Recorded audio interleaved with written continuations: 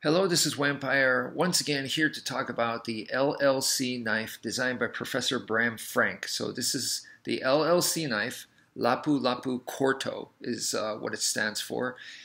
And this is a tactical knife. It is designed for self-defense purposes. Now you can use it for EDC, but really, the main thing for this knife is that it is a self-defense knife, in my opinion.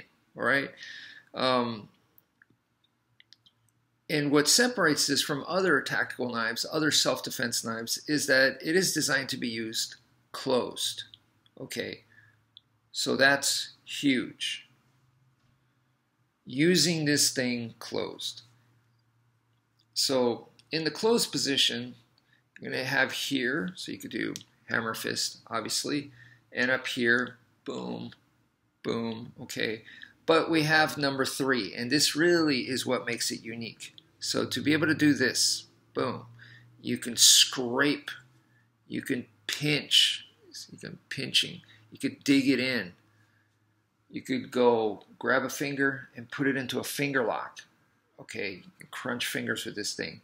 If they have a closed fist, slide this in right here, catch it with your thumb, and just apply pressure right there, and it does not feel good. Okay, you could dig this in, and yeah. So you could use it for pain compliance holds like that as well. I mean, just imagine the different possibilities, okay, to use this for raking and, drilling this in, and yeah.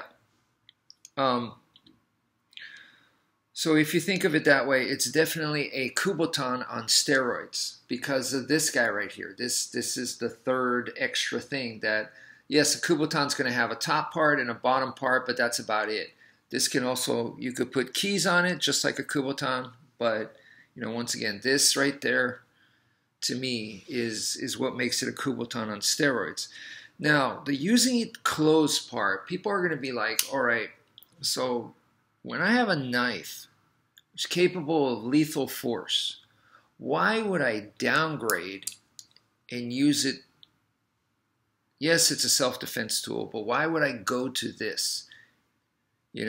Why would I downgrade myself that way? And, like for me, I developed the K4S system, which is a self-defense system using a knife, back when I was living in a really bad neighborhood. And for there, the K4S system made sense. Today, where I live is just not that dangerous. So it doesn't make sense for me to be walking around with the K4S system ready to go. Right now, it would be more defensive techniques that I would employ if I were to get in an altercation, because anything could still happen no matter where you are. But the likelihood, you just simply cannot ignore percentage, okay? So is an active shooter just going to show up and start shooting in my apartment complex? Yeah, it's possible, but the percentage is low, okay? So you don't want to ignore percentage. Now, another thing I want to say, another example is, imagine you're asleep in your home and you hear a sound. Okay, so you hear a sound. Are you going to be grabbing your shotgun every time you hear a sound? Or are you just going to grab your flashlight? So the flashlight is a lot more convenient, and I mean, unless, depending on the sound, right? But for every little sound, most of the time, the flashlight probably will do. Okay, you don't need to go get your shotgun. You're going to get tired of it, you yourself, and then your wife is definitely going to get tired of it if you're grabbing your shotgun every time.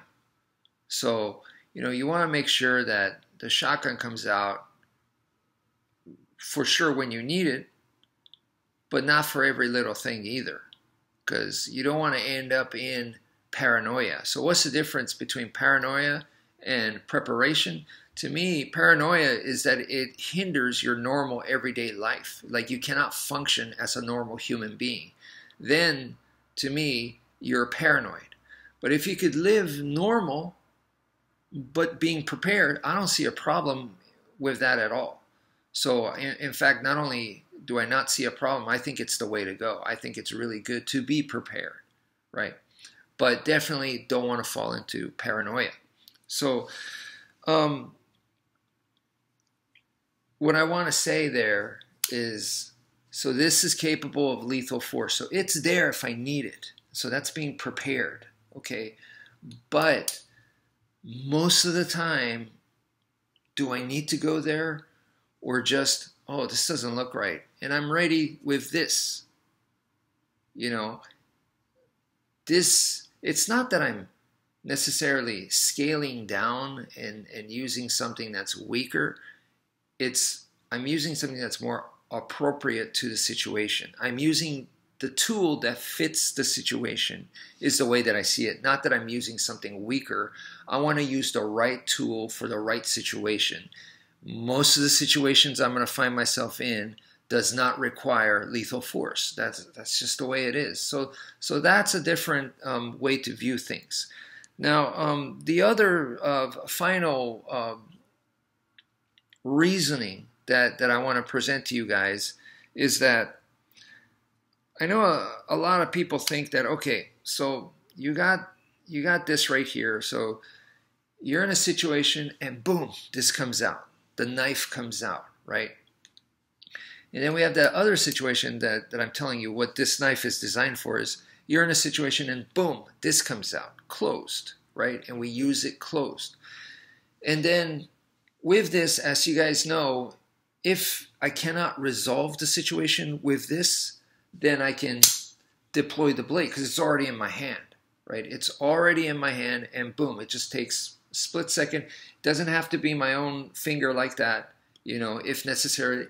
If necessary, I could hook on just about whatever I think it can hook on, because look at that, it has teeth.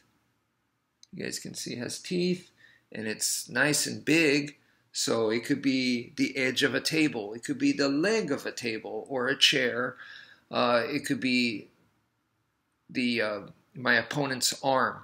It could be their belt. You know, it could be their leg. You know, just whatever I think I could hook on, I can hook on to deploy the blade. So that's what is called the kinetic opening. But I can transition smoothly. It's already in my hand, and then this is all it takes, right? So I can easily go from here to action, right? If needed. Now, people look at that and they go, well, that's all great, and it, you know, it looks all cool and everything, whatever, but you're losing time compared to you just take out a fixed blade, boom. And that is where I think a lot of people feel that way. And I want to make it clear that I don't think that's the case, because look, if you're going to take out a fixed blade, you're going to take it out once again at the right time. You got to make sure it's the right time. So in other words, you have to wait until for sure you can justify lethal force. Not you assuming, oh, this might get bad, so let me take out my knife early just to be ready. No, legally, that's not kosher. So you got to make sure you got evidence. So if something happens and you actually use the blade, the smart person, because, you know, unless you just don't care that you're just going to be in jail and you don't care if you end up there and, you know, you're one of those people. No, I mean, you want to be smart, you know, you want to be accountable.